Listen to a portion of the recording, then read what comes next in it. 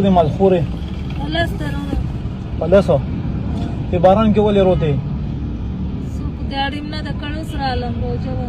خاوند دې نشته بچي دې شته واړه دي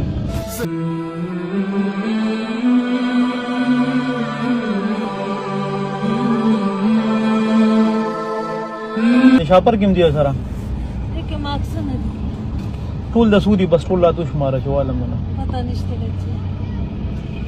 تا د سو غشتو ساره د غشتو کله د غشتو را پرون مې اغسته د 1000 روپو پتا نشته څو او خرڅ کړی دي ته پرون مې ته خرڅ کړی دي بس بیا هم زما په زر شو دا راکا دا کمره الله دې کامیاب کړي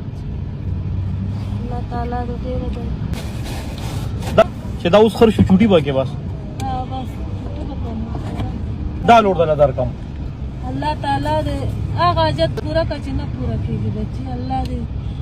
ډېر درک الله پاک دې ته زما ډېر غیرتی خور نن د الله پاک ډېر خوري مزدوري درکړه کور ته لاړه شاخ خپل بچو سره نن یخ ورځ دا بچو سره نن رسته راکا سبب یا الله شته سمرا در پتر یہ سمراستا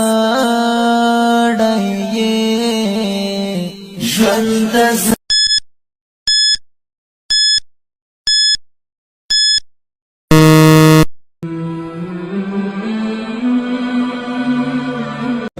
السلام علیکم وگا سنگے حالات خدی خیر دې شو تو کم لے گا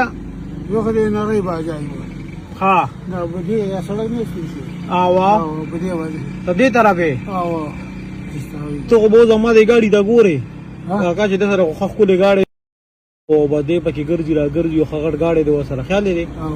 خدا دې کار هغه ډاکټر له تریم کمپلیکس تا څنګه کمپلیکس ډاکټر له تریم ما ها ها په کمپلیکس کې رانه چاجي وو کور کې راته وی لوبیو پکوړې روړه نو څنګه د میدان شو ویلې چې زمانہ چاجي والے نو مې کو سکر دې را سره وکړو نو بس دا څه کړه چې بیا واپس کړه راځم بیا به لدر کوم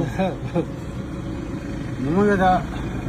هم یا سیم نو پورا کیږي موږ هغه یمو دا راځي سودا کوم چې سو بس تر لن راکې قرض دي دا ودا نه دا به تعالی زو واپس گریت سلور انجر دا سواله ها ځان ته سو پرې خو دي یو و درې نو تا کومه دا زموږ لپاره ډېر شی دی ورې مې وی کنه چې وريجي مې یو کیلو را واغستې غوړي مې یو کیلو را واغستل اوري او سبا دې مې کار دوی ته الله مالک دی نو تا کومه 100 روپیا راکړې بابا دا خوري زیاتی دي یار نو زموږ رو جماعت په دې کې راو کنه یو بل خبره دا کوم کاکا ما ته وګوره ما سره بختر کې سپینې کپڑے مزه کوي کتورې بادام راته وای بچ بیا زم صاحب خو حالم تاسو دغه مزه کوي سپینې تام سپینې غشتي نه مې نه دي ما دا ګامې دي اختر لې نه دی غشتي نه اختر لې نه دي غشتي ولې نو بس مړه واسم نه کې صحیح خبره ته ولې نه خزرانی دې شبابا خبر اورا چرته لاړې خبر اورا باران دی باران کې نن مزدوري کړې یاره بس یو کیلو غوړي می غشي دروغ نه وي روزه می بخله ده بس غوړي دی کړل غوړي دی راوښته رواني نه کنه بابا بل کار وکوا نه نه دا کار وکوا 100 روپیا مزدوري نن ته وکړه نه وړه غف ملګا وکړه بابا دستاله الله پاک درکړي والا دستا مزدوري شو الله دې خوشاله کړه الله دې وبخه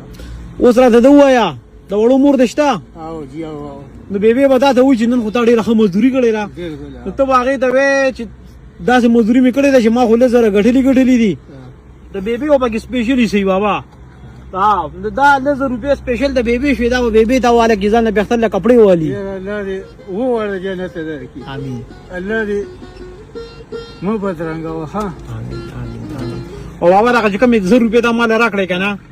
دا تا ډېر دړه نه راکړې خو دا خبره کوم دا ډېر خوږی پیسې دي دله پیسې راځي خو زه به داسې کار کوم چې دینه بس صرف یو د سلو بونډي ساروم دا 900 روپیا په دې باندې و بچول نن بس تا خو دړه نوخ کې وکنه ما بس کېده نه په دې بس یو نوټ مې دا واشتو کنه په دې و بچول نن بس اساس داسې تیرې کې په دې شوق چې تیرې کې بچول او پیرو جماعت وي